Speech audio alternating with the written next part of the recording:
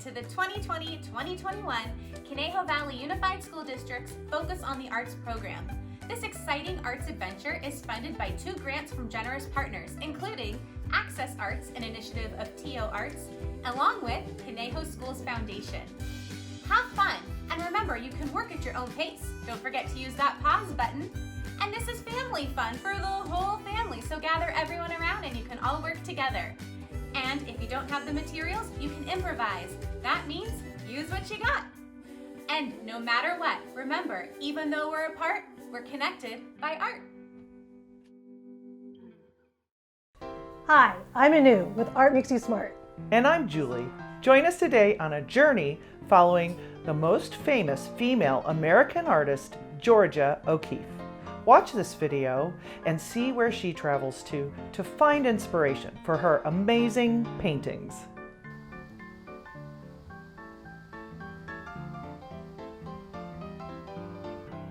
Georgia O'Keeffe was an American artist who lived from 1887 to 1986. She was 98 years old when she died and lived a full life of amazing adventures as an artist. She found a way to express herself and her feelings in her artwork by using color and shapes. She said, "I found I could say things with color and shapes, things I had no words for." Nature was her inspiration, and it led her to paint such amazing artworks such as these.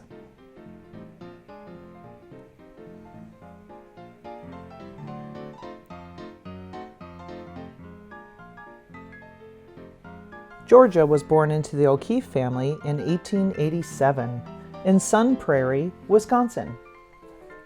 They lived on a dairy farm, and she was the second of 7 children. By age 12, she knew she wanted to be an artist and attended art school and also received a degree in teaching so that she could become an art teacher. After her schooling, she moved to Texas, and she had a job as an art teacher. She was also practicing her own artwork.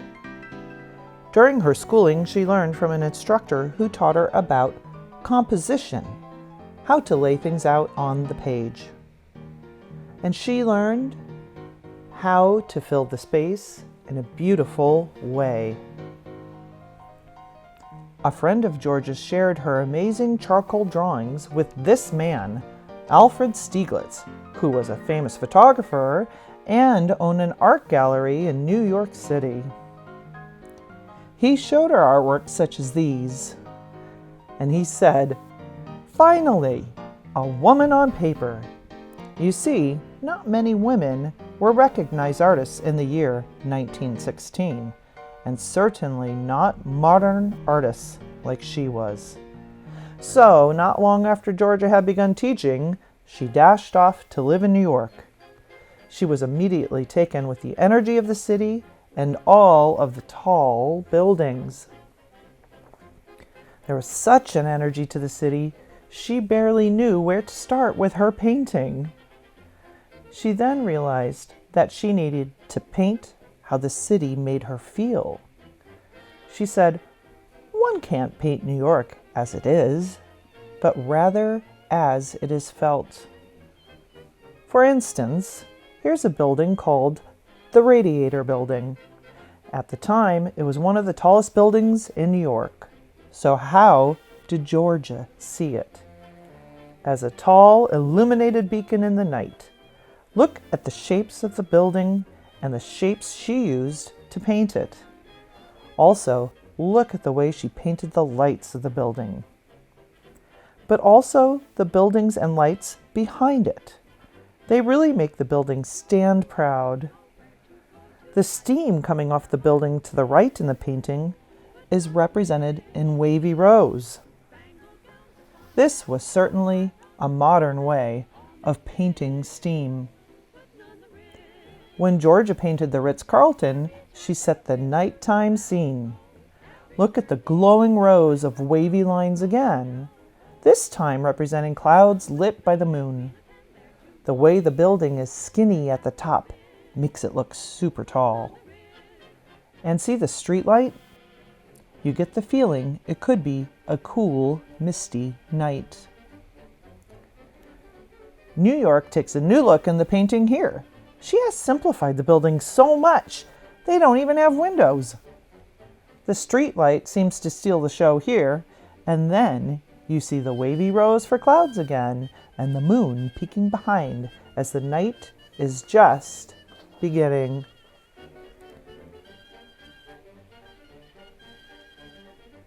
Georgia didn't always stay in the city.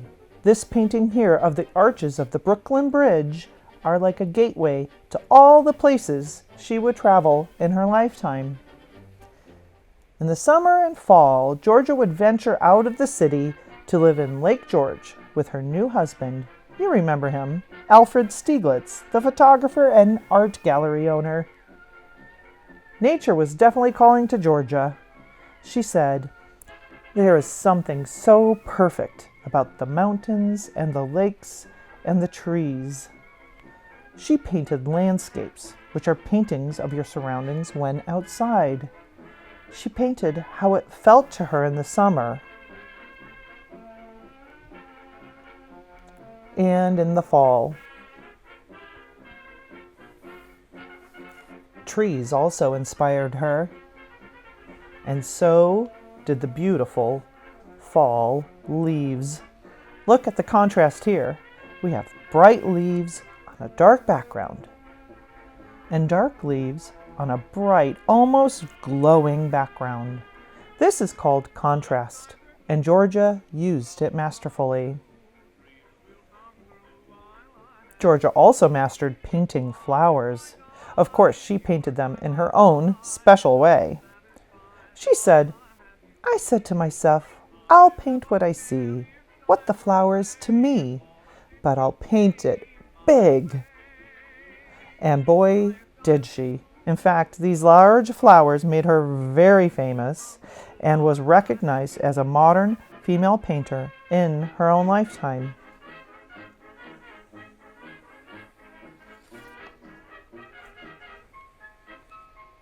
Sometimes she painted them so up close, her paintings were more about the color and the shapes than what the flower actually looked like.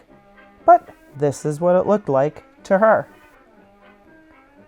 The natural setting of the Southwest was calling Georgia to New Mexico, so she moved there permanently after her husband passed away.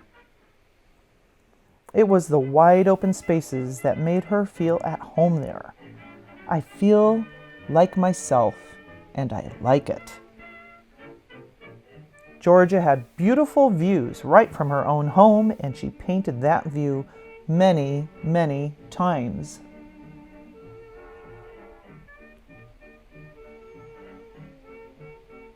But she also went out in her car into the desert to see what she could find, which sometimes meant skeletons and skulls of animals. Sometimes the desert was so hot she had to lay underneath her car in the shade to take a break. She also photographed what she saw so she could go back to her much cooler studio to paint.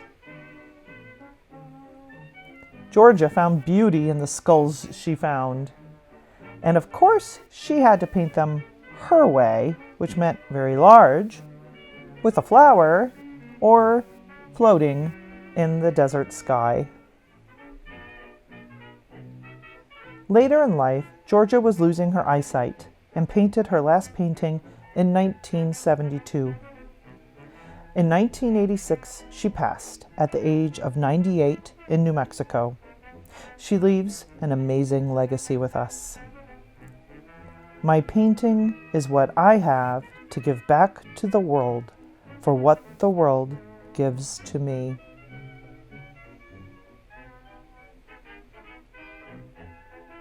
And she certainly left us beautiful paintings of the world.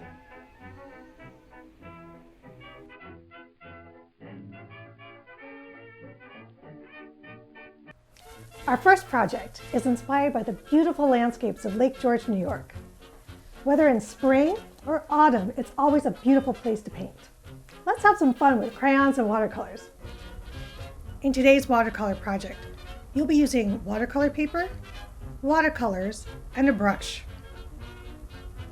You also need some crayons, a cup of water, and some paper towel. Let's begin. Before we start though, let's do a technique review.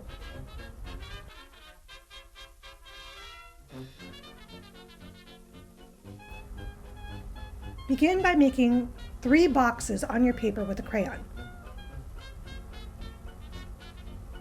Once you have your boxes, choose a light color crayon and draw a design in your top box. You might have to go over your design more than once. You want to have a nice thick line. Now, watercolor over your design.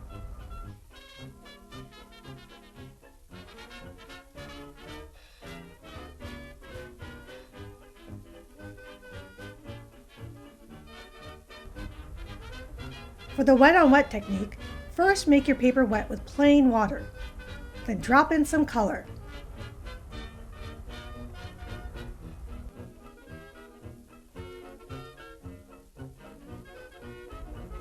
For the wet on dry technique, make a stripe of color across your dry paper and then use plain water to bring that color down.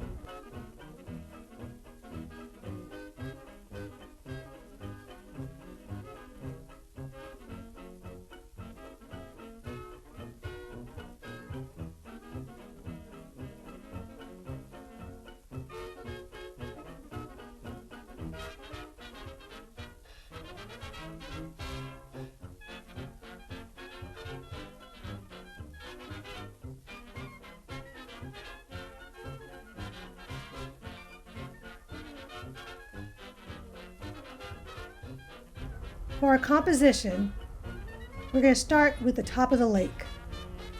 Put your hand sideways along the bottom of your paper and draw a mark. Do this 2 more times and then draw a line across your paper connecting all 3 dots. Next, we're going to draw some simple trees.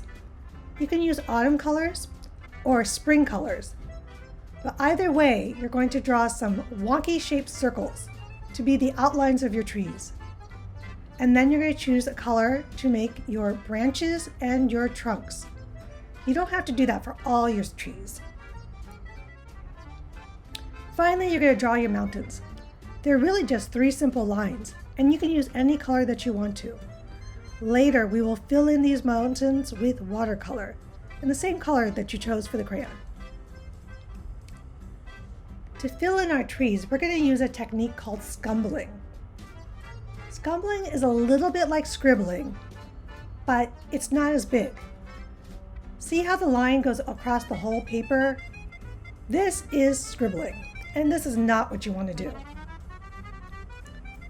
In scumbling, you make small circles really tight together. In this closer look, you can see that the crayon circles are really small, and you can better see how the overlapping colors create a new color in between.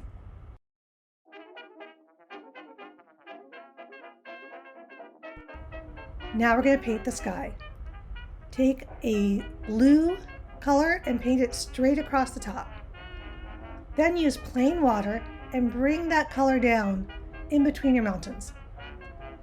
The lower it gets, the more dilute the paint. We're going to do the same thing for the lake. Solid stripe of blue, then plain water to bring that color down to the very bottom of the page. Do you see how the crayons in the trees are resisting the water? You can get the final bit of water off with a paper towel.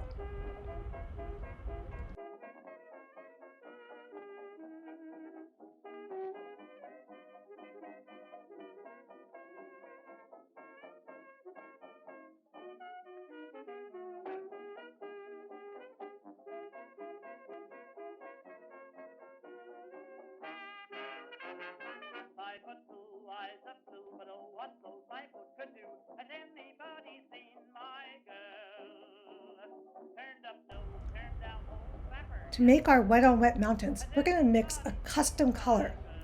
You can choose any two colors that are right next to each other on the watercolor set. This almost always makes a pretty third color. In this case, the blue and the green made a teal color. After you filled in each mountain with your custom color, drop in some of the color that you used to make your custom color, like the yellow and the green and the blue.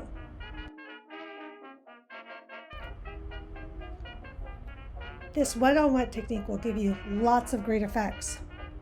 Sometimes you even get a happy accident. Look at the picture on the right by Georgia O'Keefe. Do you see a happy accident on her painting? Finally, add the ground. You can use paint or crayons, your choice. Great job! Don't forget to sign your work.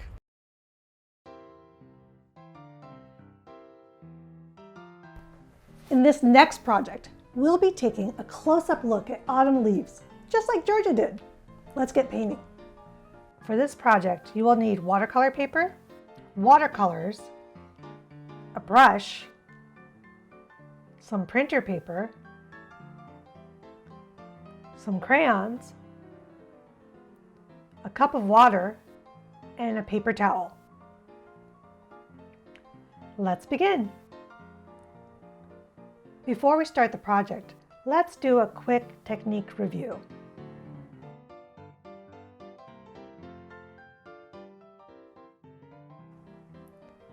Begin by drawing 3 boxes on your paper like this. Then choose a light colored crayon and draw a design in the top box. Go over your design more than once. You want that line to be deep, dark, and thick. Now paint over your design.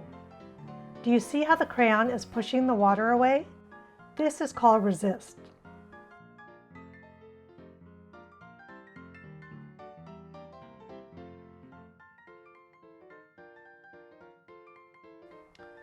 For wet on wet, paint your paper with plain water and then drop in some color. Watch what happens.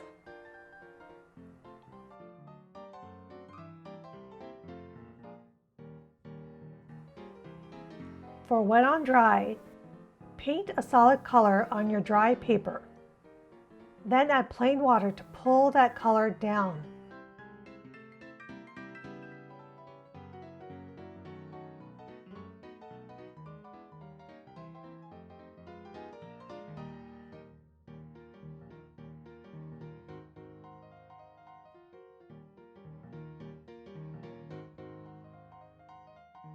Let's make an oak leaf template on your printer paper. Draw a line from the top to the bottom. Now make a mark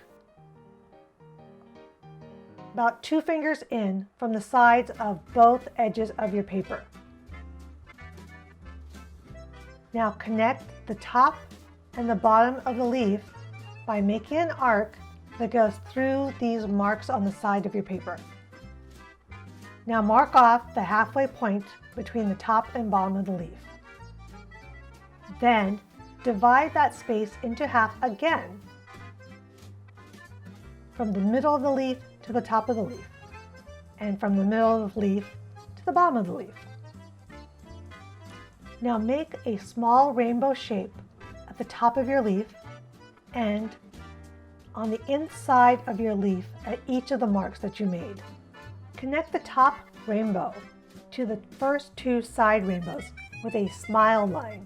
Draw another smile line from the bottom of the leaf to the bottom 2 rainbows. You will make a deep U line between the last 2 sections of the leaves on both the right and the left. Now cut out your template.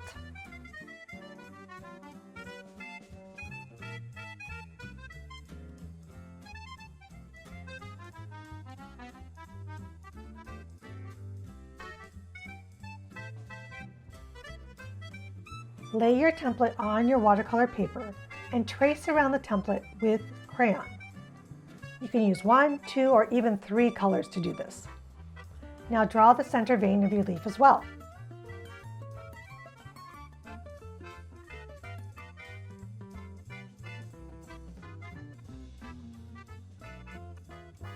We're going to draw some smaller leaves behind the first leaf. These are called the midground leaves because they're behind the foreground and they're above the background. Use your template to draw one more partial leaf off the edge of your paper.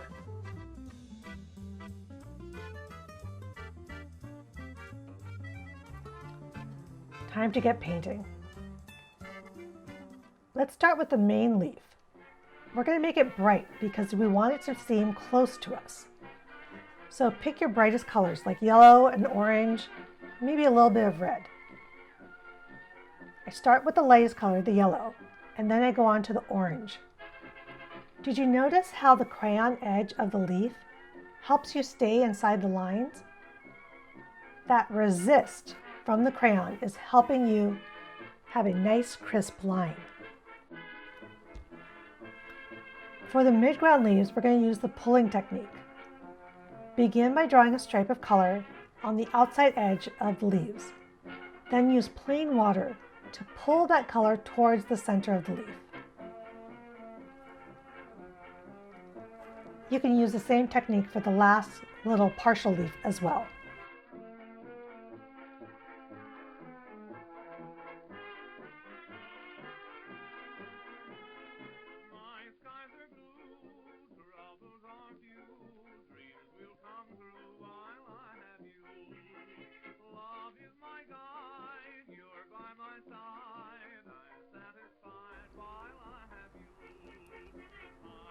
Now we're going to mix some custom colors for the background.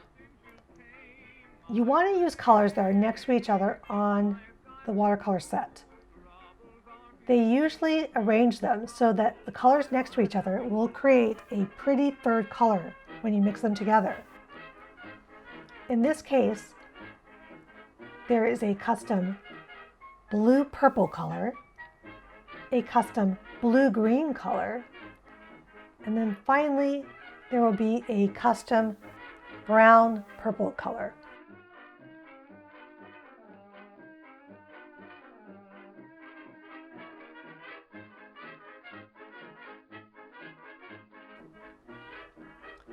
Use these custom colors to paint the background.